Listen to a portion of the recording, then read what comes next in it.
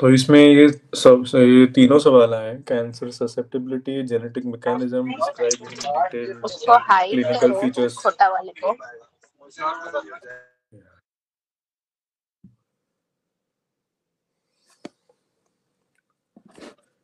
ठीक है, तो ये ना ऐसे 20 पेजेस का डॉक्यूमेंट है, थोड़ा वो सा पूरा ही जूम इन चैप्टर होना में पड़ेगा, थोड़ा सा जूम इन होना पड़ेगा।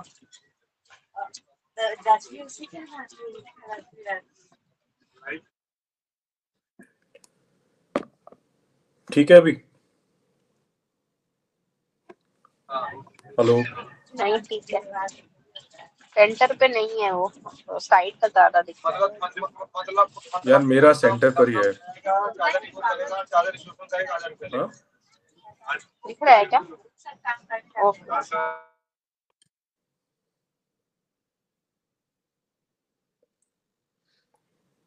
ठीक है, तो ये क्वेश्चन, इस पे पूरा ही 10 मार्क का क्वेश्चन आया था। कैंसर ससेप्टिबिलिटी, फिर genetic mechanism and describe in detail 2 या 3 के क्लिनिकल फीचर्स पूछने को गए थे। तो पूरा 20 पेजेस का ऐसे जस्ट जो मार्क किया है ना उतना ही लिखना है, उसमें से भी आधा अधूरा नहीं लिखेंगे तो चलेगा, जस्ट फॉर अंडरस्टैंडिंग पर्पसेस। 8:50, ठीक है। तो cancer susceptibility has been recognized for centuries. Familial clustering देखने को मिला है. So just like in breast we had highly penetrant genes and moderate penetrance genes, ऐसे ही familial clustering में भी there is the concept of penetrance. ठीक है, तो highly penetrant CS syndromes में क्या रहेगा? Defined by both monogenic contribution of rare but strongly predisposing alleles together with more genetic mutational contribution of other alleles, perhaps including relatively common genetic variation with weaker effects. तो जैसे ही अपने पास driver mutation और passenger mutation होता है ना, कि ये main होता है, ये तो बस ऐसे ही आता है, इसी की तरह कैंसर ससेप्टिबिलिटी के अंदर भी सेम कॉन्सेप्ट है. There are some genes which are very penetrant and will go through the progeny, and then there are some which will have weak penetrance, but they are more common. So weak penetrance वाले genes का susceptibility will be less, but they are more common. And high penetrance वाली genes का susceptibility ज़्यादा रहेगा, but they are rare क्योंकि कम cases में देखने को मिलता है. But when they are present, the syndrome usually happens, the cancer usually happens. दूसरा कॉन्सेप्ट है इंडिविजुअल का कैंसर का रिस्क है ना, it is influenced not just by genetics but by environmental factors also which we know. जैसे 2 hit hypothesis के अंदर first hit is always genetic, the second hit is always environmental. तो it is influenced by environmental factors. Some genetic mutations, however, confer such pro-tumorigenic power that individuals who harbor these are at extreme risk for cancer development in their lifetime, regardless of the individual's environment.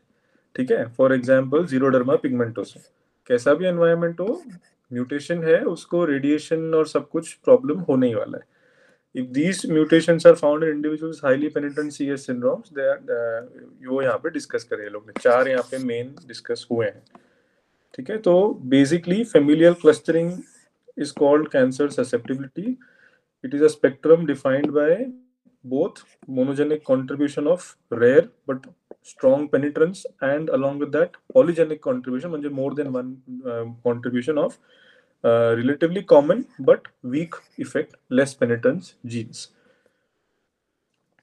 तो principles क्या है ना, ये एक सवाल आया है, parts में सवाल आते हैं, तो ये सवाल आया है, ये शायद 2 या 3 मार्क का था, तो इसमें अपने को 3 चीजें लिखनी है. बेसिकली ये लिखना है, there is something called a two-hit paradigm which was proposed by Knudsen, classically described in retinoblastoma for a tumor suppressor gene. Then there's something called haploinsufficiency, there is something called quasi-insufficiency plus obligate haploinsufficiency. तो 2 hit का मतलब क्या है अपने को पता है, classically retinoblastoma tumour suppressor gene, one gene is problematic because of genetic mutation, the other gene is wild type, but the susceptibility has increased because both these genes are needed for tumor suppress for adequate protein function. तो एक gene का mutation है तो दूसरा जैसे ही mutate होगा, the cell will not have both and therefore the cancer will take place. That is the two hit hypothesis. मतलब when both genes are okay, normal phenotype. When one allele is normal, the other allele is problematic, then you have a susceptibility of cancer. But when both are problematic, that is एक already गंदा था, दूसरे को mutation हो गया, then you have cancer. So cancer develops only when two hits take place. ये two hit hypothesis है. Haploinsufficiency क्या बोलता है कि even one defective copy is enough for cancer to happen. तो वो P53 म्यूटेशन में देखने को मिलता है. This is specifically because P53 is the one that decides whether the cell will undergo apoptosis or अपना necrosis apoptosis or not.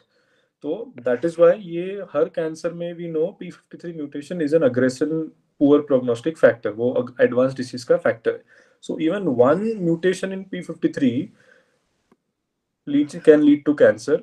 More than one, as and as the mutation increases, and when finally you have 0% of normal P53 present, that is both alleles are mutated, the severity of disease is maximum. So haploinsufficiency means even one haplo is one, even one is insufficient. Quasi matlab less than one is also insufficient, and obligate haploinsufficiency meaning one tak theek hai, when both are mutated, cancer will not take place. तो less than 2 में cancer होगा, both are mutated, cancer will not take place. उसका example है P10. ठीक है, तो P10 में क्या होता है, when even 20%, यहाँ पे लिखा है कहीं पे लाइन पे, even 20%, there are two alleles ना, so there are two normal alleles. Even when one genetic mutation ऐसा है कि even 20% of the normal protein is 100% because of these two. Even if there is 80% protein, मतलब even less than 50%, एक पूरा allele भी damage नहीं हुआ, फक्त 20% damage हुआ है, तो भी the susceptibility happens. And when there is entirely, so that is quasi meaning less than 50% damage is needed. Quasi haplo is 50% damage, one allele damage. Quasi is less than one. So even less than one whole gene is damaged. Only half, for example, 20% of the gene is damaged. Then also the patient is susceptible to cancer. If entire one allele is damaged, जैसे 2 hit में हुआ था, तो cancer का severity increases. But when both alleles are damaged, that means you have 0% of normal protein, then cancer cannot take place, cell undergoes cell death. So survival के लिए you need some amount of P10. When both P10 are mutated, the cancer cell cannot survive. ठीक है, so ये तीनों समझ में आया ना, ये तीनों का क्लासिक एग्जाम्पल दिया है वो लोग ने. ठीक है,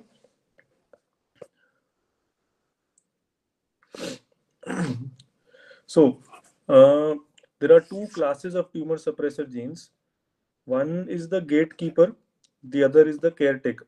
Gatekeeper मतलब अपना सेल साइकिल के गेट्स पे, फॉर एग्जांपल रेटिनोब्लास्टोमा जीन. ठीक है, so the ones that control proliferation and survival, so called gatekeepers. Caretakers are जो जीनोमिक इंटीग्रिटी को संभालते हैं, फॉर एग्जांपल ब्राका. ठीक है, ब्राका इज अ, ये अपना रिपेयर, होमोलोगस रिपेयर में काम आता है ना, तो it is genomic integrity, so it is a caretaker gene. Gatekeeper is for example retinoblastoma. तो ठीक है, so these are the two classes of tumour suppressor genes. What are the other types of genes which may be involved in cancer susceptibility? So you have 4. One is additional processes such as all of them are to do with hallmarks of cancer. So basically anything that helps the cancer cell to achieve a hallmark, that can act as a cancer, that can act as a pro-cancer, pro-tumorigenic gene. So additional processes such as angiogenesis could be critical, we know that. Therefore, genes that oppose or regulate such processes could also be potent tumor suppressors, for example, VHL. Then you have there are many other cancer-associated mutations in interesting gene classes not imagined originally to influence cancer, such as splicing factors and chromatin remodelers. Third, in thinking about cancer susceptibility generally assume होता है कि cancer initiation process is strictly cell autonomous. इसका मतलब क्या हुआ? That the germline mutation should therefore be present and functionally relevant directly in the tumor cell. But recently, evidence has accumulated that certain tumor types could be driven in a non-cell autonomous manner through stromal parenchymal interactions. म्हणजे the cell at birth was normal, but the stroma was abnormal. So when that cell finally resided in that stroma, these cell and stromal interactions led to certain mutations, and that led to cancer. So it is the stromal parenchymal interactions. Thus, causative mutations could be found in stromal cells. Okay. And fourth, it is clear that the immune response to cancer plays a fundamental role. For example, we know in melanoma. This realization suggests that in turn that cancer susceptibility syndrome could also be driven by inheritance of a weak tumor immune surveillance. Okay? So when asked about cancer susceptibility syndrome, दो line का introduction फक्त familial clustering क्या होता है and cancer is a spectrum जहाँ पे rare but monogenic is एक ही चीज काफी है so monogenic rare but strong penetrance is interacts with polygenic more common weak penetrance opposite पूरा and third अपना ये genetic mutation reacts with environmental toxins but there are certain situations where no matter the environment the genetic mutation will confer cancer. Then principle क्या है? There are two types of cancer suppressor genes. Principle क्या है? There are three principles. Tumor two-hit paradigm. Then we have haploinsufficiency. Then we have quasi-sufficiency and obligate haploinsufficiency. तो इसका concept खाली याद रखना है, वो इस यहाँ से मिल जाएगा आपको. In retinoblastoma, two hit में loss of both alleles is required for tumor progression. यहाँ पे क्या है? In partial loss can initiate or promote tumorigenesis. और ये क्या है? Less than one hit is sufficient for cancer susceptibility, whereas complete loss opposes tumorigenesis through induction of an irreversible growth arrest called PIX-P10 loss induced cellular senescence. Okay, that is quasi-sufficiency obligate haploinsufficiency. Then what is the function of a tumor suppressor gene? Two functions: gatekeepers, caretakers. What are the other type of so-called genetic mutations that can confer cancer susceptibility? Then you have these four. Okay, angiogenesis regulators. You have epigenetic regulations, not epigenetic, sorry.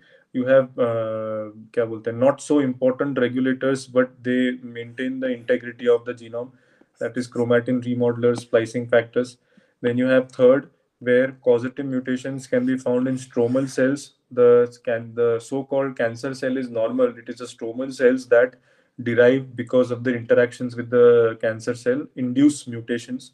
And then we have four, where weak immune surveillance can also lead to cancer susceptibility in patients who are weak immunologically, who have क्या बोलते हैं, less than normal immune system development. ठीक है. सो जो अपन ने second example पढ़ा था, haploinsufficiency cancer susceptibility genes, you have P10, you have PJS, you have patch where it is nevoid. ये सब एग्जांपल लिखना, nevoid basal cell syndrome, PJS, Cowden, NF1, APC, T50, TP53 and BLM, Bloom syndrome. ठीक है. तो मुझे इसमें से ये ब्लूम यूजुअली याद नहीं रहता, इसलिए मैंने वो मार्क नहीं किया, but you know, haploinsufficiency, and second was quasi-sufficiency and obligate haploinsufficiency. So P10, Peutz-Jeghers, nevoid basal cell syndrome, and NF1, APC and P53. तो ये उन्होंने वही P10 का पूरा समझाया उन्होंने कि as low as 20% reduction can induce tumor formation, therefore termed quasi-sufficiency. Additional loss of P10 to 50%, म्हणजे 2 में से एक अलील पूरा गया, further enhances tumorigenesis. However, complete p10 loss is actually anti-tumor because it triggers a cellular senescence response that needs to be evaded for cancer to progress. So p10 genes are a so-called subset. ये लिखने की जरूरत नहीं है, but just to understand, p10 genes are so-called subsets of cyclops genes. Cyclops मतलब क्या? One eye. So one gene is enough. That is p10. So these genes include genes whose complete loss is toxic, but whose partial loss is compatible with cell survival. So these genes, which may include obligate haploinsufficient genes like p10, are active therapeutic targets. Because अगर p10 का mutation है एक patient को, तो you know that not 100% of the cell is lacking p10. So you can actually make targeted therapies to inactivate the p10, the normal p10. So once that normal p10 also gets inactivated, the cancer cell cannot survive. So you are basically वो two hit hypothesis में, जैसा ना normal cell को two hit में क्या था, normal cell भी damage होगा, नॉर्मल जीन भी अगर म्यूटेट होगा तो कैंसर होगा. इसका एकदम ऑपोजिट है. The abnormal gene is causing cancer, but the normal gene जब तक है तब तक वो कैंसर सर्वाइव कर सकता है. As soon as the normal gene also becomes mutated, the cancer cannot happen. The cell goes into senescence. तो you can actually create a therapeutic target to do that. So that provides you with a therapeutic target and therapeutic window. ठीक है.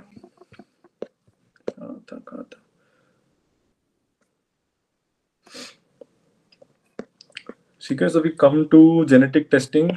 How will you identify a patient with a familial cluster cancer syndrome? And when you identify them, will you be able to, you have to test them. So how do you identify a cancer? ये introduction में लिख सकते हो answer की शुरुआत में.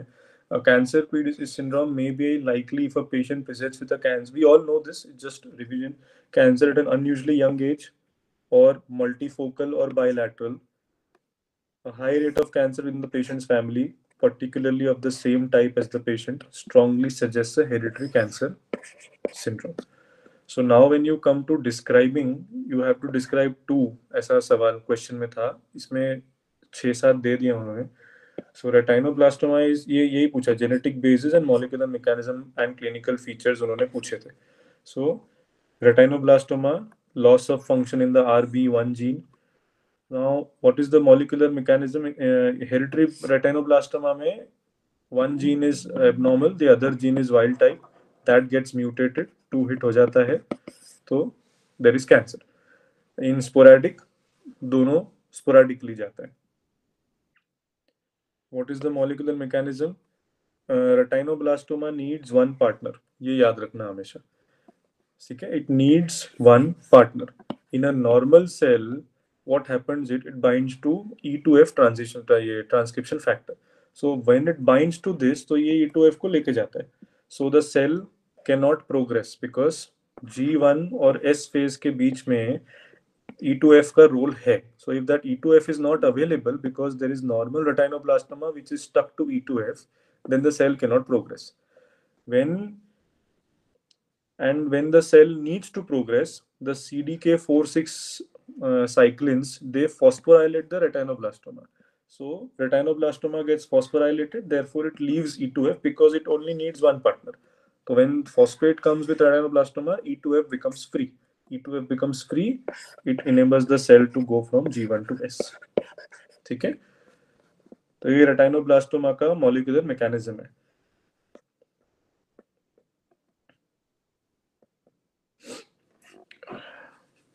So basically, when the retinoblastoma protein is mutated, it cannot bind to E2F.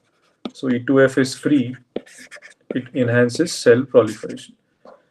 So what are the clinical features? Children tend to present with multifocal or bilateral tumors in a cancer susceptibility syndrome. जो sporadic नहीं है, ये susceptible individual है. Sporadic case में usually unilateral होता है. Individuals with familiar RB are also at increased risk of osteosarcomas and other non-ocular primary tumors.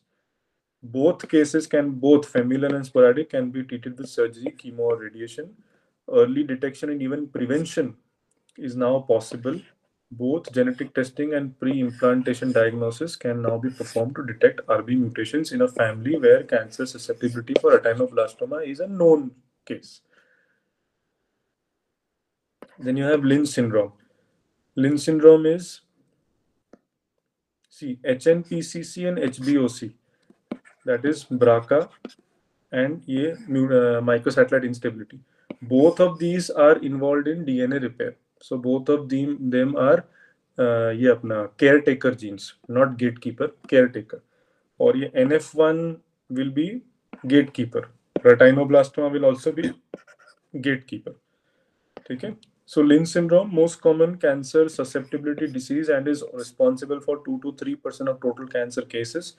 Autosomal dominant, it's a high penetrance gene, 90% penetrance है उसका.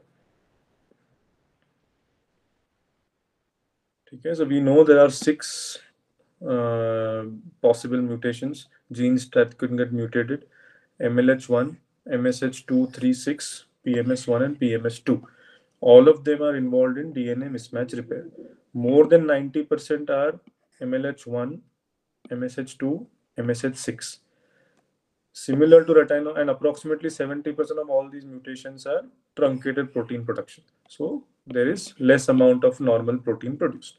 Similar to retinoblastoma paradigm, patients generally inherit one and then the other gets mutated. This is called loss of heterozygosity, because when one is mutated in one is inherently mutated, the thing is heterozygous because ये mutated है और ये normal है. When this also gets mutated, it is 2 hit, which is equal to loss of heterozygosity. ठीक है? What is the molecular mechanism? E. coli में इसका parallel किया है. MSH2 and MLH1 are the two most common. तो MLH का ये है म्यूट S पैरेलल है E. coli में, and MLH1 का म्यूट L है. So what they've seen is mute S will recognize errors that are introduced in the DNA during replication. It will then bind to mute L, which will subsequently activate another protein called mute H, which then introduces nicks in the DNA strand and results in excision of the mismatch base and subsequent resynthesis of the DNA fragment. So basically, they are involved in DNA repair, DNA damage recognition, and DNA damage repair. So what are the clinical features of HNPCC? Present with colon cancer at a younger average age, number 1. Polyps, non-polyposis, है ना? So that does not mean कि polyps don't exist. Polyps do exist, but it is non-polyposis. So we have less than 100 polyps. ठीक है? And every polyp has an increased risk of colon cancer. But because we have less number of polyps and we have rarely we have polyps, the early detection of these cancers is difficult, and therefore even in HNPCC we all know interval cancers take place. मतलब interval meaning between 2 screening episodes. So if you want to, मतलब ये इस answer में कुछ add करना हो तो you can add Amsterdam criteria for identification of identification of individuals who are at risk of HNPCC, and you can add Bethesda criteria for patients with colon cancer who should be tested for MSI. ठीक है? So Amsterdam criteria is to identify a risk person. The patient does not, I don't have colon cancer, but should I undergo testing for HNPCC Lynch? That will be decided by Amsterdam 2 criteria. Once I develop colon cancer, for the first time I'm developing colon cancer, then in that colon cancer scenario, I already have colon cancer. Should I undergo MSI testing to rule out Lynch? That will be decided by Bethesda. So Bethesda is always a patient with colon cancer who you need to know if he or she has Lynch or not. Amsterdam is there is no patient right now. I just have a history of family history designating possibly Lynch. So should I be tested for Lynch? That's it. So this is prophylactic. This is to further direct my surgical plan and for my family. So HBOC again, we know this genetic HBOC is autosomal dominant, penetrance approximately 85%. Genetic basis क्या है? BRCA1 and BRCA2. BRCA1 and BRCA2 we both know are involved in homologous repair. So supporting a tumor suppressive role, mutations often consist of frame shift or nonsense leading to truncated protein, less amount of protein. which is the final product of the gene, which ये हर tumor suppressor में यही हो रहा है. So loss of heterozygosity of the wild type allele frequently observed. Germline mutations of several other genes, including P10 and TP53, are also associated with familial HBOC, which we know. So molecular mechanism क्या है? They are part of DNA damage repair involved in homologous recombination, double-stranded DNA breaks. So BRCA1 and BRCA2 form multiple complexes with other proteins that intricately orchestrate the process of double-strand break repair. Clinical features क्या है? Early onset in breast cancer and other cancers depending on BRCA1 है या BRCA2 है. So breast cancers in BRCA1 mutant we know are aggressive, usually TNBC. Breast cancers in BRCA2 are usually like that of the sporadic type. Risk reducing prophylactic breast surgery is an option for females tested positive for BRCA1 and BRCA2 or have strong family history suggestive of early breast cancer. Then we come to NF type 1. NF type 1 also autosomal dominance. Now NF type 1 will be a gatekeeper. ठीक है, cell cycle progression में problem आता है mostly. तो penetrance is almost 100% for neurofibromas. Genetic basis क्या है? NF1 gene is mutated. Majority are inactivating mutations, therefore the protein gets inactivated or truncated. NF2 is different, NF1 is different. NF1 patients inherit one mutant allele of NF1 and loss of heterozygosity for the other allele. Molecular mechanism क्या है इसका? What is molecular mechanism meaning? What is the role of NF1? So NF1 is basically encoding for neurofibromin. Neurofibromin is a GTPase activating protein for the RAS family. That is RAS GTPase activating protein. So what it does is RAS is involved in cell proliferation. So what it does is ये RAS का जो ATP binding activity होता है, RAS क्या करता है? Phosphorylation करता है ना, तो वो अपना एक फॉस्फेट देता है and it becomes RAS ADP. तो न्यूरोफाइब्रोमिन क्या होता है? रास का इनहेरेंट जीटीपेज एक्टिविटी बढ़ाता है, इंक्रीज करता है. So what happens is Ras is not able to stay in the triphosphate state, it goes in the diphosphate state. If it goes in the diphosphate state, it is no longer available for phosphorylation, which is the main function of this protein. So if it is not available for phosphorylation, the downstream signaling will not take place. So that is the role of neurofibromin. Neurofibromin is an inherent GTPase active protein, activating protein of RAS. So RAS का triphosphate अंदर ही अंदर उसी के अंदर within itself it gets converted to RAS ADP, ADP or GDP. So basically one phosphate is removed, so RAS is not available to phosphorylate any other protein. Okay, it increases the intrinsic GTPase activity of RAS. So when you have NF1 mutation, neurofibromin protein is damaged, it is not formed, it is not active. So RAS will continue to function because RAS will continue to get accumulated. Clinical features क्या है? Neurofibromas. A subset of these will progress to neurofibrosarcomas. Patients are also at increased risk of glioblastomas. All सब ये CNS है, ये neural crest से आता है, pheochromo, myeloid leukemias, GI stromal tumors. Then you have cafe au lait macules. Genetic testing is available. Then you have FAP.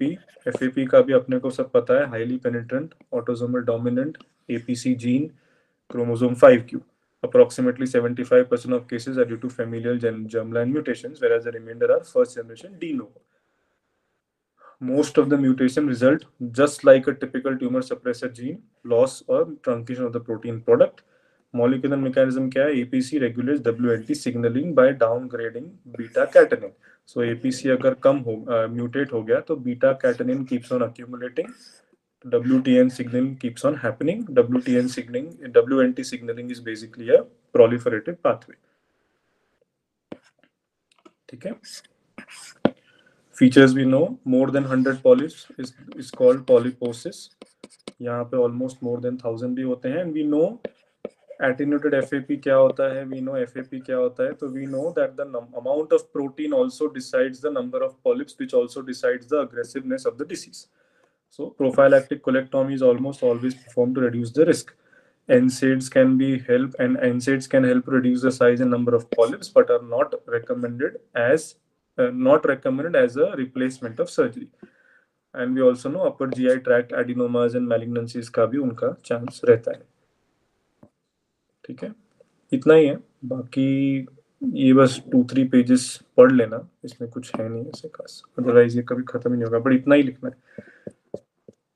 ठीक है, जितना अंडरलाइन किया उतना यू हैव टू रीड, बाकी कुछ पढ़ना नहीं है, बट इतना ही. ठीक है, सो कैंसर ससेप्टिबिलिटी का इंट्रोडक्शन, उसके अलावा principle cancer, what is cancer susceptibility, उसके प्रिंसिपल में 2 hit, other types of genes, haploinsufficiency, quasi-sufficiency. An example में you have classic examples, you have retinoblastoma, you have अपना ये Lynch, you have HBOC and FAP and NF type 1. ठीक है, इतना 3-4 लिख दिया, आराम से 4 पेज का आंसर बनता है. ओके.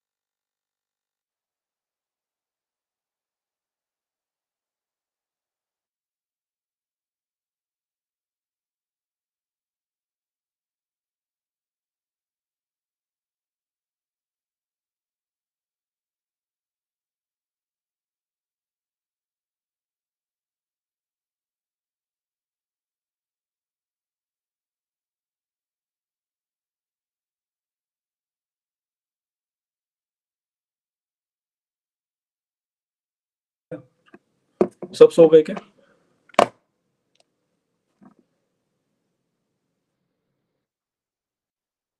हाँ यार, ऐसा तो क्या पढ़ा रहे हैं. जाग रहे हैं भाई, जाग रहे हैं.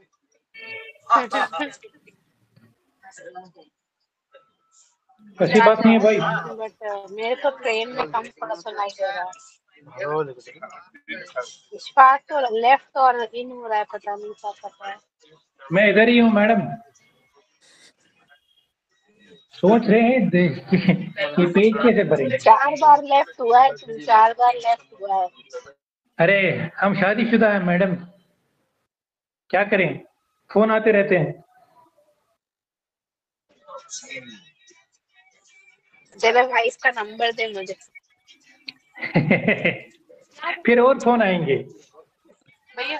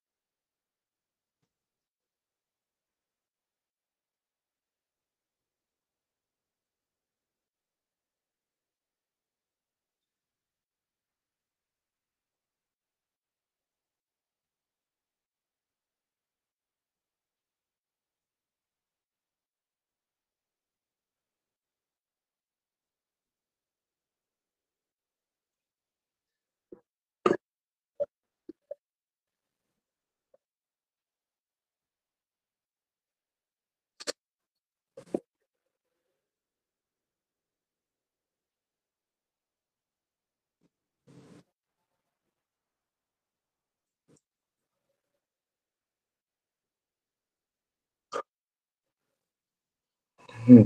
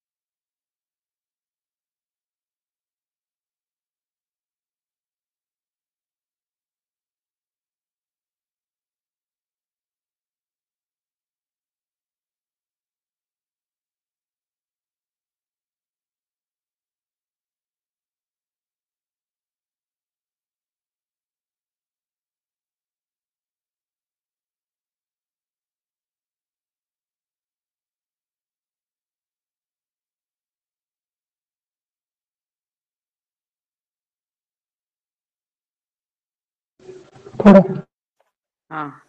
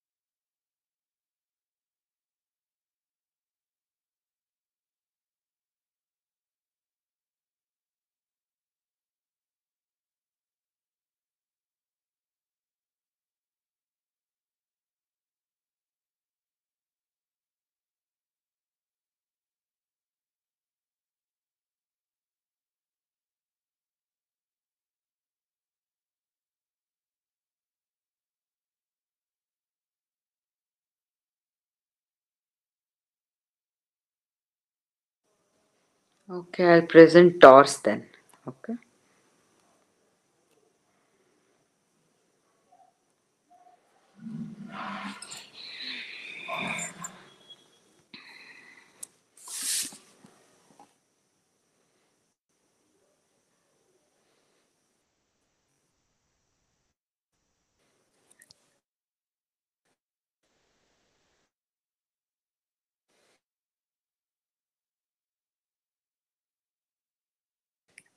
Surgery.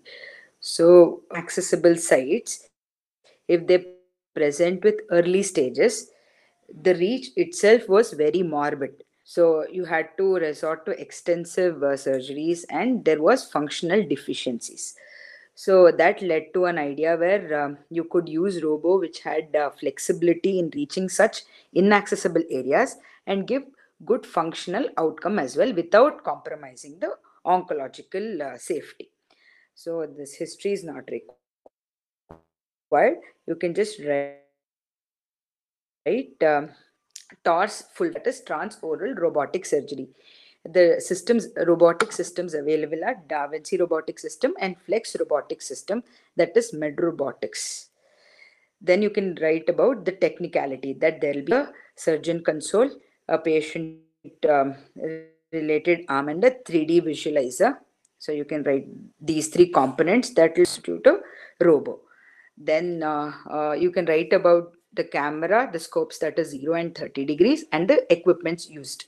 And also added note here is we need adequate exposure, that is mouth opening and retractors, one for adequate opening and the arms to enter, and to keep it stationary. So you can write about these retractors, that is fake Caston-Bore retractor, Crowe-Davis retractor, laryngeal advanced retractor system.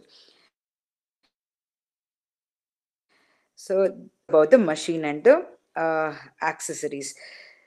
Then where do you apply TORS? So lesions posteriorly located, that is palate, palatine tonsils, base of the tongue, posterior and lateral pharyngeal wall, parapharyngeal space, larynx, hypopharynx, and thyroid.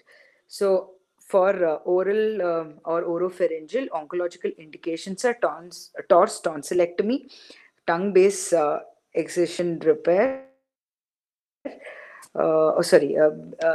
tongue base resection, and each component will come separately. So here you will generally write the positioning of the patient, the anesthesia and docking, and the equipments, you can write it in brief. Then discussing about indications of each. So it is used for early lesions, that is T1, T2, base of tongue. Here it is not just for therapeutic, even in unknown primary. So if you have a neck node and if you're suspecting and to accessible to for inaccessible sites to see for diagnostic capacity. So you can use a robotic approach in parallel or an alternative to pan endoscopy. So here they've given steps that we can eliminate. So what are the additional things that you will have to write apart from these subsets are, it should be T1, T2 lesion and selected T3, but these selected T3 should be mobile, so that it is easy for dissection and retrieval of specimen. So in all of it, for base of tongue, T1, T2, tonsillar, bitonsillar, separate involvement, there's a separate slides for indication and contraindication. So it should be confined to one subset, not crossing the midline. It should be T1, T2 early lesions, and involvement, it should be free from the prevertebral, the carotid involvement. So basically you have to get a 3D margin without causing much of morbidity like bleeding and inadherent anatomy. Those are all contraindications. So for subsets that you can write is T1, T2, and this is T1, T2 by stage. By subset, it is base of tongue, palate, tonsil, parapharyngeal spaces, pharyngeal wall, glottis, supraglottis, and thyroid. And contraindications are when you have difficulty to reach that area, like a limited transoral exposure like trismus, macroglossia, micrognathia, retrognathia. Patient is not suitable for robotic for positioning or longer procedure because of poor pulmonary reserve. If there is involvement of surrounding structures like thyroid cartilage, anterior commissure, vocal cord fixity, and involvement of paraglottic space, bilateral arytenoid cartilage involvement, extension of the tumor to the piriform and postcricoid mucosa.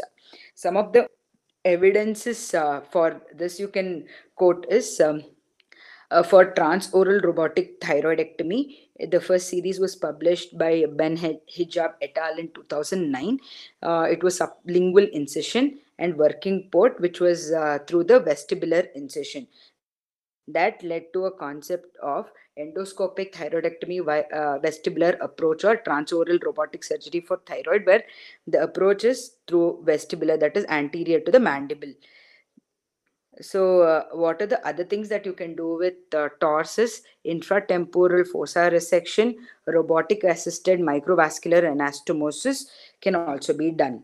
So here, planning your surgery, neck can be first or followed by your TORS of primary. And addressing the neck by TORS, I'm not sure if it is open or it's a hybrid or purely transoral technique. Here you can address positive necks or occult where there is involvement of neck by more than 20%. So TORS can be used for unilateral or bilateral dissection. So this was just to give you an overview. There is a summary that I have made. I'll show it to you. Here there are some evidences for oropharyngeal squamous cell in T1, T2 lesions, where a total of 3,000 cases were studied, and they came to consensus that it was oncologically safe, with not much of mortality or morbidity. So as we already saw, what were the contraindications, and what are the benefits of torsus? It's primarily a non-surgical, it's an alternative to non-surgical organ preservation regimen. This came in parallel that posteriorly located early lesions were subjected to CTRT as a definitive treatment in order to preserve organs. So a surgical modality for organ preservation and functional preservation is TORS. So upfront TORS is in cases where upfront TORS was done, it also led to de-intensification of adjuvant therapy. Patients who had received definitive RT as a single modality, TORS could help them combat the complications of radiation. So they had better functional outcomes, especially in swallowing. Because of greater magnification, there is improvised visualization and able to resect the margins, and also for there is freedom of motion, so there is precision and accessible to corners and areas, and recent studies found that surgical staging alters this clinical staging about 40% after TORS. So this study can be mentioned. Not many RCTs are there. One study I'll mention, that is Orator, where not many RCTs or meta-analysis are there to compare direct head-on open versus robotic. So this is the Orator trial where the radiotherapy as a definitive treatment was compared to transoral robotic surgery and neck dissection for oropharyngeal squamous cell. It's an open label phase 2 randomized trial where it said that it was comparable to chemoradiation, which was taken as a standard of care in terms of overall survival and disease-free survival. So thus proving it is oncologically safe. So you can add some adjunct techniques to improve your margins by using narrowband and fluorescence imaging along with TORS. So I will summarize this TORS. I just wanted to give you an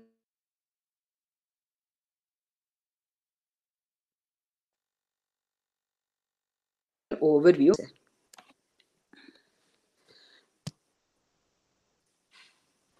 So while writing, we will have to mention under these subheadings.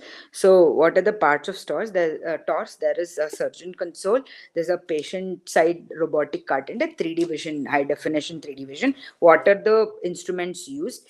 That can be mentioned, and about retractors. So what are the advantages that TORS has? So there is no facial scar, there is less pain and early recovery, there is better chances of functional preservation, but even being oncologically safe, equivalent to open surgery. So the advantages of the robotics is 7 degrees of freedom, reduction in hand tremors. It is possible to navigate around corners with angled scope. There's a 3D vision with stereoscopic view with depth perception. So there is proper hand-to-eye coordination, a possibility of telesurgery, and opportunities for training. Like we saw, the indications were for T1, T2 lesions of these subsets, that is tongue-based, tonsillar pillar, larynx, hypopharynx, parapharyngeal, and there is role for even reconstructive surgery. What are the disadvantages of robotic? Is there is no proprioceptive feedback, there is low availability, and it is expensive, and it requires a larger learning curve. So the specific indications, like when we write for in an oncological paper, you have to write about T1, T2 carcinoma oropharynx, that is a role in radical tonsillectomy, base of tongue resection, lingual or palatine tonsillectomy, laryngeal, hypopharyngeal. In that, subsets like supraglottic, hypopharynx, posterior pharyngeal dissection, chordectomies, nasopharyngectomy, retropharyngeal lymph node dissection, and parapharyngeal tumor excision. So in these, what are the contraindications? So altered anatomy, when there is retropharyngeal internal carotid artery, the tonsillar carcinoma with involvement of ula or parapharyngeal fat, base of tongue carcinoma crossing the midline, extension beyond hyoid, medial pterygoid involvement.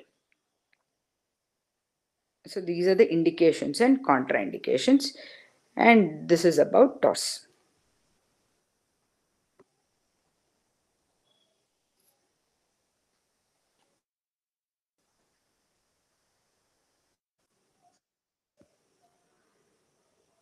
Sahana इसके trials हैं और Orator, I found out one. Which are the other ones? Yeah. It has trials for oropharynx. It has trials for this मैं कल मेरे पास अभी note यहाँ पे मुझे मिल नहीं रहा है, यहाँ PDF था मेरे पास, मैं कल रिवाइज करा देता हूँ. Okay. I'm trying to find out here, मुझे मिल नहीं रहा कहाँ गया, या तो उधर हॉस्पिटल में. Trials है तो it will increase the efficiency. It has a different trial for oropharynx, different trials for larynx. कल बता दें. ठीक है. Okay.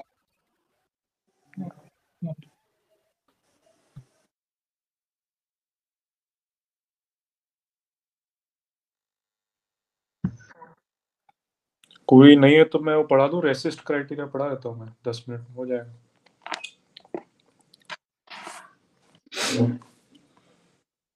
मेरा पैलिएटिव है, उसका भी था कैकेक्सिया सिंड्रोम.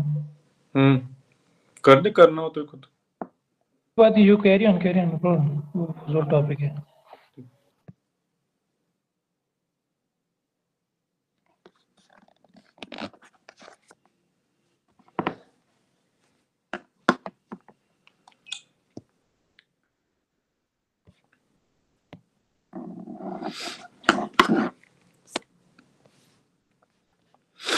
ठीक है. तो रिस्पॉन्स इवैल्यूएशन पे क्वेश्चन आया है. आई थिंक ये 5 का क्वेश्चन था, मतलब 2 पार्ट्स में, तो दिस वाज 1 पार्ट. तो हो जाएगा 2 पेजेस जितने में हो जाएगा. टेबल बनाने हैं खाली. So what they've done is, how do you, when you are targeting cancer, so what do you assess the response with? ठीक है ना, इसमें सब आ गया. CT पे रिस्पॉन्स साइज कम हो गया, मेटाबॉलिक एक्टिविटी कम हो गया, for that matter CA-125, CEA, any other tumor biomarker which has reduced. So all this is part of response evaluation. Everything is part of response evaluation. So but broadly for response evaluation, what was the tangible measurable criteria? 1981 में WHO ने बोला, let us do a bidimensional measurement. That is, ये lesion है, उसका bidimensional measurement करो based on the sum of perpendicular diameters, which we know ना. Sonography में आप जब भी देखोगे तो किडनी का मास है तो वो ऐसा आइडेंटिफाई करते हैं, AP diameter and transverse diameter. So उसका sum करने का A plus B, that is bidimensional. That is what WHO suggested. Then came the RECIST criteria in 2000. Right now we use the 1.1, which I think it came in 2009. So what does RECIST 1.1 say? तो ये table में, ठीक है. So this is the modification of RECIST. इसके ऊपर भी question है, and RECIST criteria का ये भी question, response evaluation and modification of RECIST, ये क्वेश्चन है. तो so what does it do? What is the dimension that you measure? You measure only one dimension. You don't measure 2. You only measure 1. What is that one dimension? It is the longest dimension. Okay. So suppose, for instance, you are doing measurement in the lung. So you have multiple lesions. So which ones will you measure? You have some 10 lesions. So which ones? यहाँ पे liver में mets है. So which ones will you measure? CA colon का patient है, synchronous liver metastasis के साथ आया है. There are 5 mets in the liver. You are looking for a curative surgery after chemotherapy. So which mets will you measure? So measurable lesion का definition क्या है? Longest diameter of that lesion should be more than 1 centimeter when doing a CT. If you are doing an X-ray for that matter, it should be more than 2 centimeter. But we normally do a cross-sectional imaging, so more than 1 centimeter. So for example, you have 5 lesions in the liver. So you have 7 lesions. So you will measure only those 5 जिनका diameter more than 1 है. उसमें भी you will measure the largest ones. ठीक है? So more than 1 centimeter is the diameter that you are looking for that lesion to be measurable. Why? Because if that lesion decreases in size, you need to know कितना decrease हुआ है. So 1 is the minimum diameter. For lymph nodes, ठीक है, peripancreatic lymph nodes आ गया, gastric nodes आ गया. So for all those lymph nodes, the lymph nodes are measured for in the short axis diameter. म्हणजे ऐसा node रहेगा long, taller than wider, then you will measure this. You will not measure this, you will measure short axis.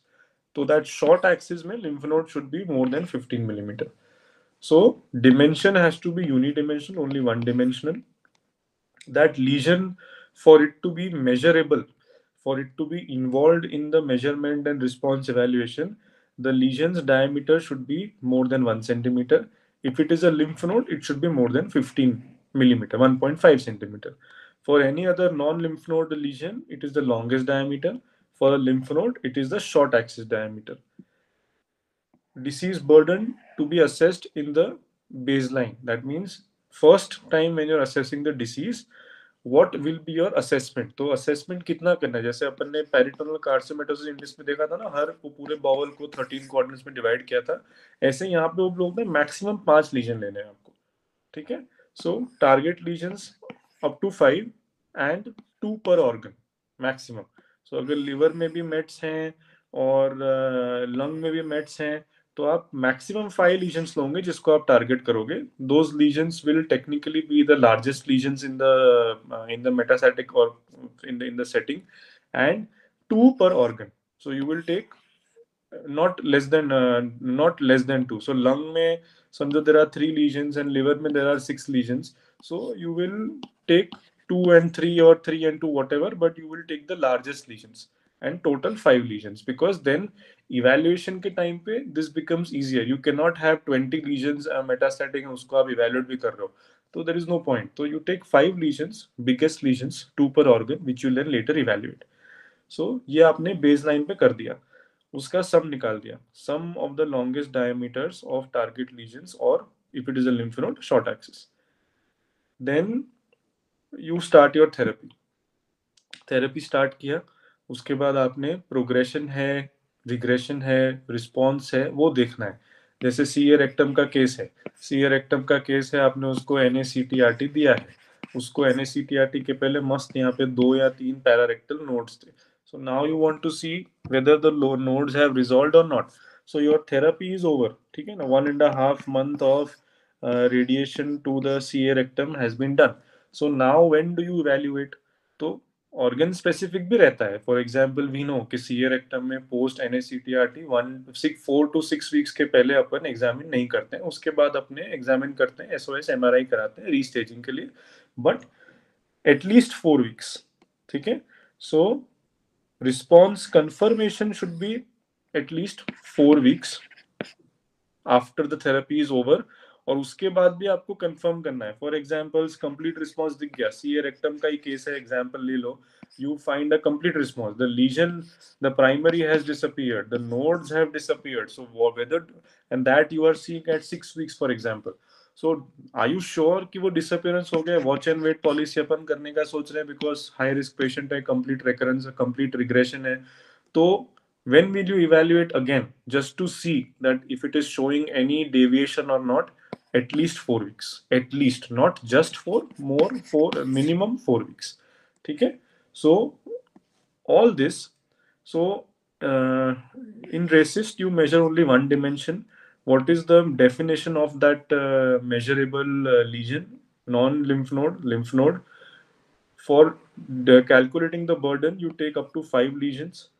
What you do is you find out one value. That value is the sum of all the 5 dimensions. Unidimensional 5 lesions. The sum of everything is this. Then when you are done with the therapy, you want to assess the response, you will have at least these 4 categories. Either the lesion has shown complete regression, or it has shown partial regression, or it is a progressive disease, or it is a stable disease. Stable disease का definition simple है. It is neither partial regression nor progressive disease. It is just stable. Complete regression है, ये सब disappear हो गया. Everything, every lesion that you had measured or taken into account has disappeared. What is partial regression? यहाँ पे definition अलग अलग है हर जगह पे. So right now we are talking just about RECIST. तो RECIST के अंदर partial regression is 30% decrease in the sum of diameters. Progressive disease is more than 20% increase in the sum of diameters. ठीक है. If there are any new lesions, for example liver में आपके पास 3 lesions थे, now you have ये all these 3 have now disappeared, but there is one lesion developing in the left lobe. It is still progressive. Okay, so even though the suppose you had 3 lesions, their diameter maximum was 9 centimeter. Now you have all these 3 have gone, but there is one lesion whose diameter is 2 centimeter. See, 1 centimeter का तो ऊपर चाहिए. If it is just 0.5 centimeter, you cannot count it. If it is 2 centimeter, for instance, then you have this. So your technically diameter is now 2 centimeter. Your initial diameter was 9 centimeter total. So you can call it partial regression, but you will not. Why? Because there is a new lesion. So new lesion will always be classified as progressive disease. Okay. So complete regression, partial regression, progressive disease, stable disease. This is RECIST 1.1. ये सब वही है. तो आप table बनाओगे तो चलेगा. Now RECIST क्या? हाँ, response. ठीक है. So ये सब वही लिखा है उन्होंने. Now when can RECIST cannot be used? When can you not use RECIST? You cannot. Unmeasurable बताना क्या unmeasurable क्या है ऊपर. Measurable मतलब मैं वही कह रहा था तुमको. समझो you have unmeasurable मतलब it is less than 1 centimeter. ठीक है ना. ये आपका लिवर है, ये आपका रेक्टम का लीजन था. तो यहाँ पे नोड्स हैं सब. तो नोड्स का measurement has to be more than 15 millimetre on short axis. उसी नोड को मेजर करोगे आप. ठीक है ना. प्राइमरी का मेजरमेंट लॉन्गेस्ट डिमेंशन मेजर करना है.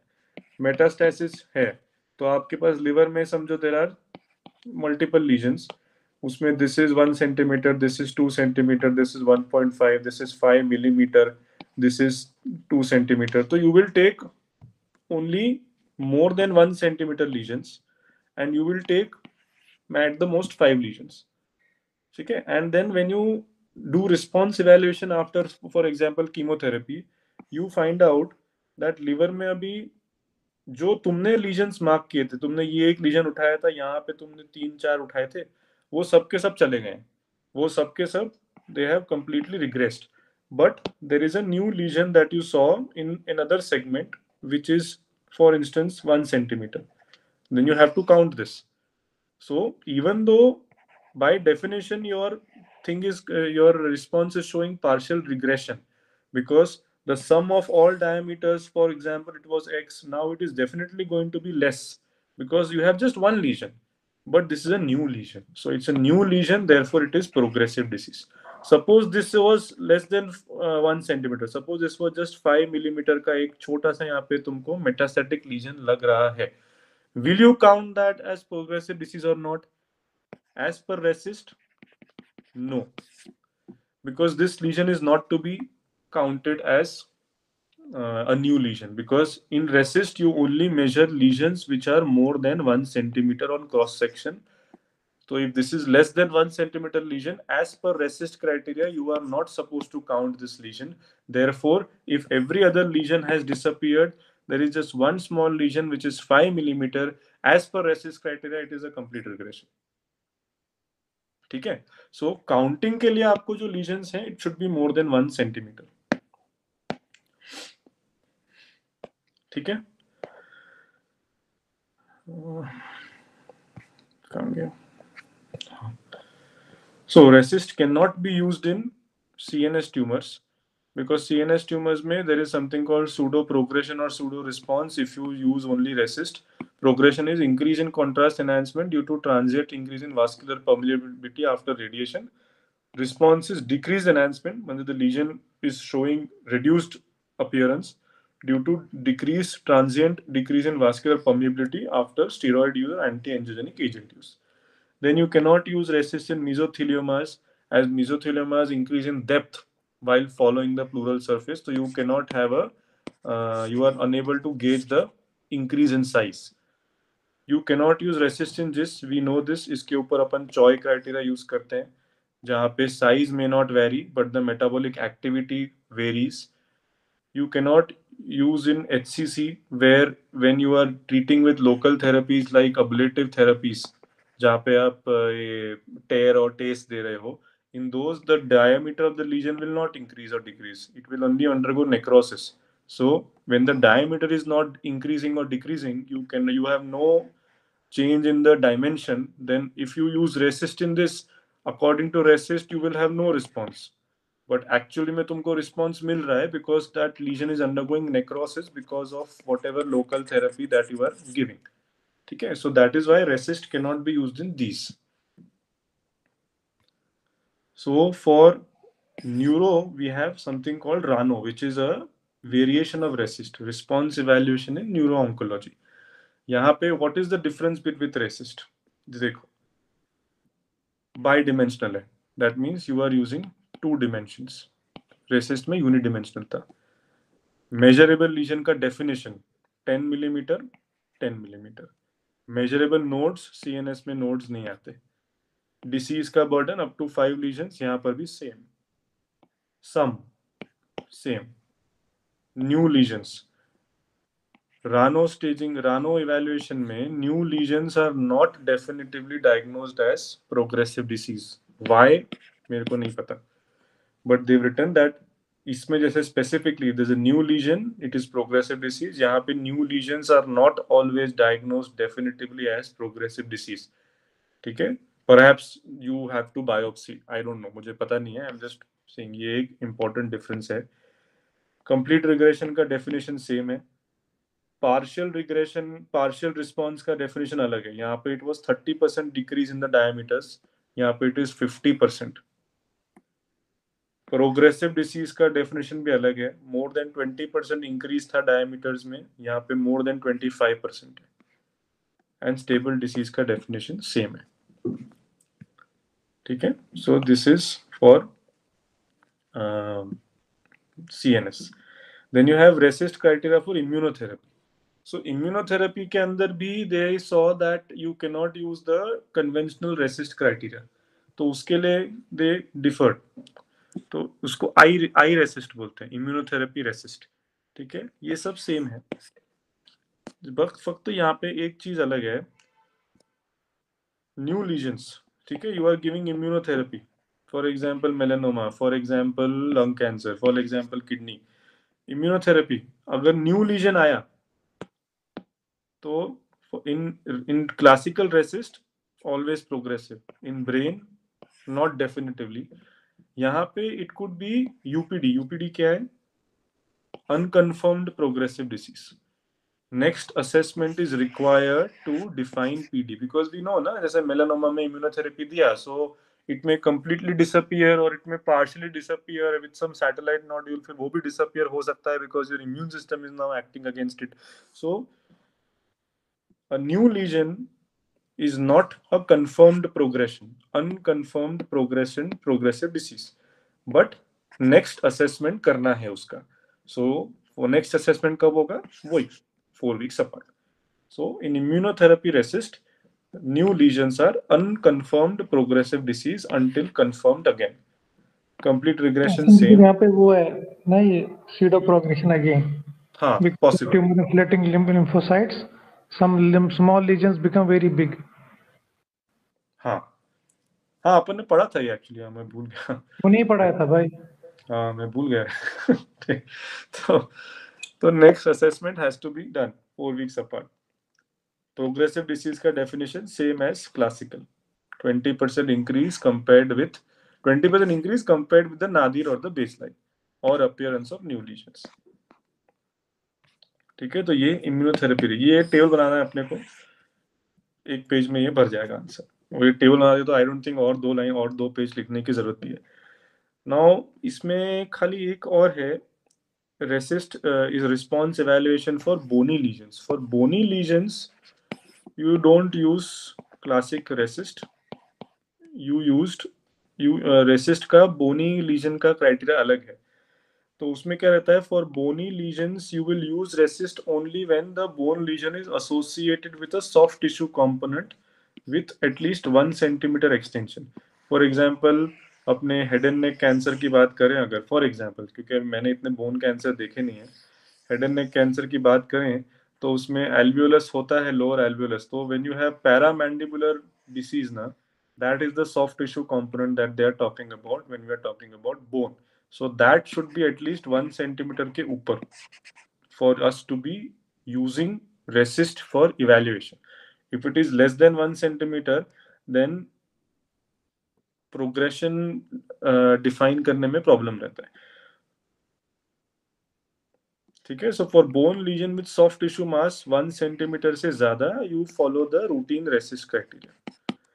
For bone lesion with no soft tissue mass or soft tissue mass less than 1 centimeter, unequivocal progression is taken as progressive disease. However, RECIST 1.1 has defined the criteria of progression for unmeasurable disease. This is unmeasurable disease, less than 1 centimeter soft tissue mass. क्या है, more than 20% increase in sum of longest, ये याद रहे तो, otherwise मैंने नहीं किया याद, बिकॉज मेरे को लग रहा है आंसर में ये लिख देंगे काफी हो जाएगा। उसके अलावा एक और है persist criteria. Persist criteria is for FDG PET avid lesions, ठीक है ना। persist takes into consideration SUL. What is SUL? SUV corrected for lead body mass. So there are 4 categories of persist. CMR is, हर जगह M आ गया, देखा, M is for metabolic, complete metabolic response, partial metabolic response, stable metabolic disease, progressive metabolic disease, ठीक है। So complete metabolic response, normalization of all lesions, target and non-target both, to SUL less than the mean liver SUL. Partial metabolic response, more than 30% decrease in the SUL. Progressive metabolic, more than 30% increase or visible increase or new lesions. Stable, कहीं पे fit नहीं हो रहा तो stable डाल दोगे। So comparison of RECIST and persist.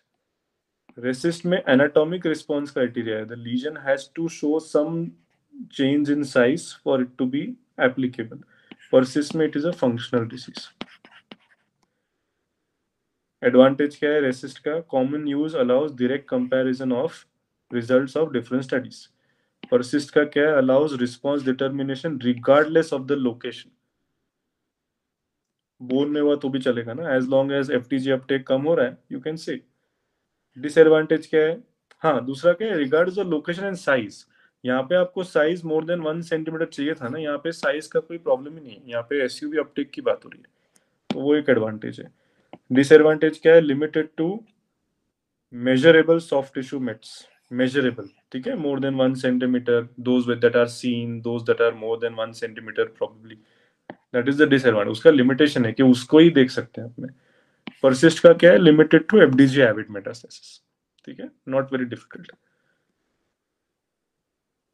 ये Lugano कभी पूछा नहीं है, but just go through it once if you want to. जी एक डाउट है इसमें, यो लिम्फ नोड बोला ना आपने 1.5, हाँ, लिम्फ नोड का 1.5, यस। बट हम यूजुअली बोलते हैं ना लिम्फ नोड 1 सेंटीमीटर से ज्यादा है तो सिग्निफिकेंट है, usually what we usually tell. Usually अपन बोलते हैं, हाँ, बट उसने लिखा है कि रेसिस्ट में लिम्फ नोड को इंक्लूड करना है तो 1.5 लो, वो भी शॉर्ट एक्सिस डायमीटर। नहीं वही बोल रहा हूं, बट दे एवरीबॉडी टेल्स ना 1 centimetre is the cut off, significant है कि नहीं वो एज ए जनरल क्लिनिकल है कि that is based on RECIST criteria, because as per RECIST criteria 1.5 is significant which can be measured. नहीं, see you are confusing significance with response evaluation, ठीक है ना। अभी ब्रेस्ट कैंसर का है, समझो ब्रेस्ट कैंसर में तेरे पास LABC का पेशेंट आया है, तो उसमें उसको एक्सिला में नोड्स दिख रहे हैं, few nodes are seen in the axilla, average size 15 millimetre या 10 मिलीमीटर, वो बोल रहे हैं, ठीक है ना। अगर वो मेरे पास एक पेशेंट है जिसका एक्सिला का नोड का साइज 2 मिलीमीटर 2 सेंटीमीटर तक आ रहा है, तेरे पास एक पेशेंट है जिसका एक्सिला का नोड का साइज एवरेज 10 मिलीमीटर ही आ रहा है, तो आफ्टर NACT TNBC पेशेंट है, it will respond very nicely. NACT दिया उसके बाद मेरे पेशेंट में अगर नोड का साइज डिक्रीज हुआ है ना, तो I can still count it as response evaluation because it started with more than 15 millimeter size. In your patient, even if the nodes are not present, but they are showing uptake, they are showing characteristics of they are showing their presence, they are showing loss of fatty hilum on sonography. So the nodes are still there, but you cannot use, so they are significant, you have to clear them in the surgery, but you cannot use them for evaluation of efficacy of chemotherapy because you are not able to apply RECIST criteria. I think जितना मुझे ये है कि RECIST criteria is for evaluation of a drug. हाँ, So to pass phase 1 trial, we use resistive criteria. Unless a drug satisfies resist 1.1 criteria, it doesn't pass to phase 2. ये मुझे नहीं मालूम है इसका. ऐसा नहीं है.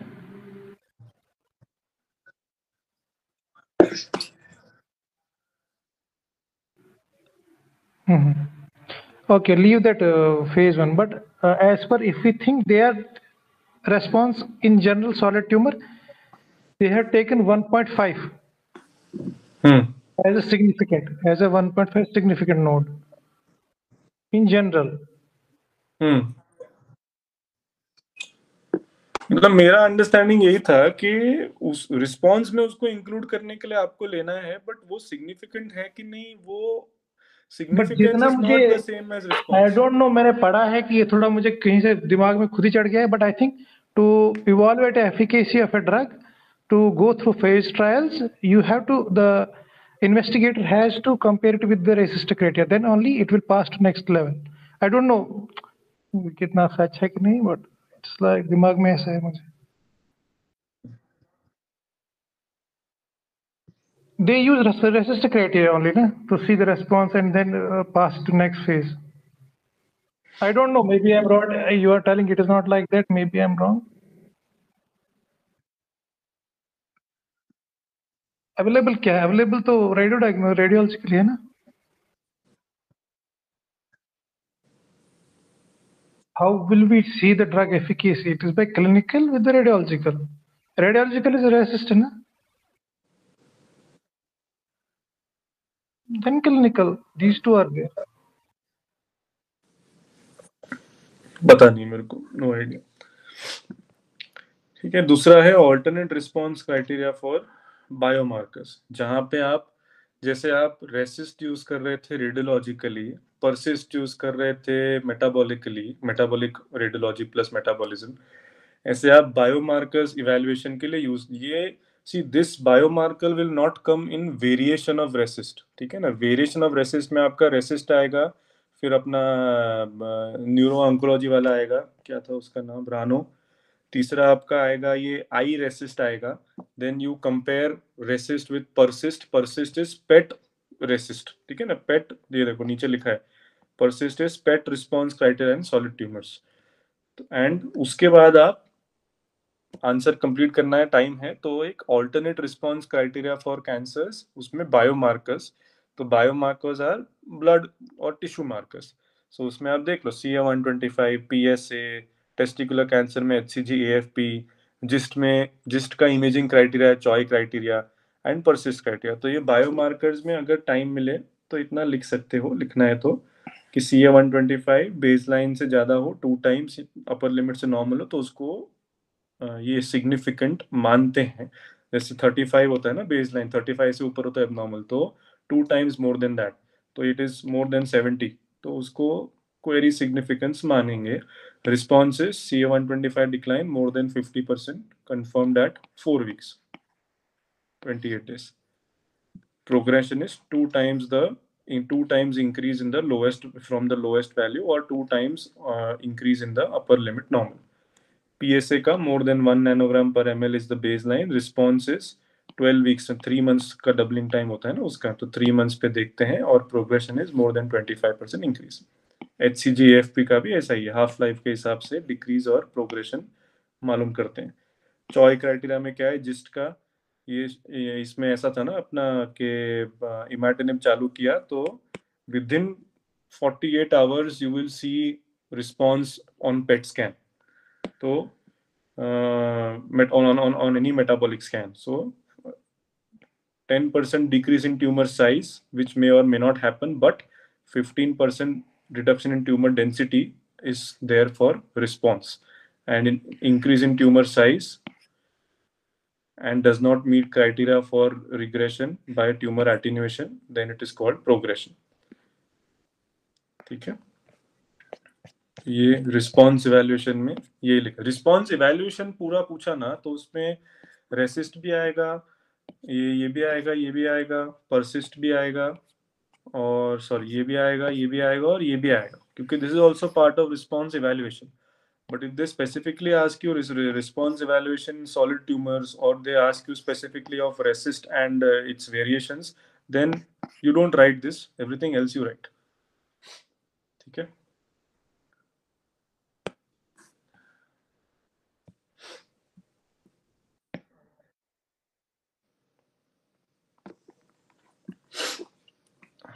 Okay.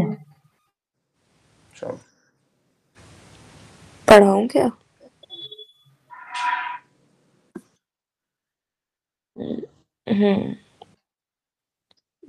15 मिनट तो लगेंगे. ठीक है. कल ही पढ़ते हैं. चलो. Okay, bye. Okay, bye.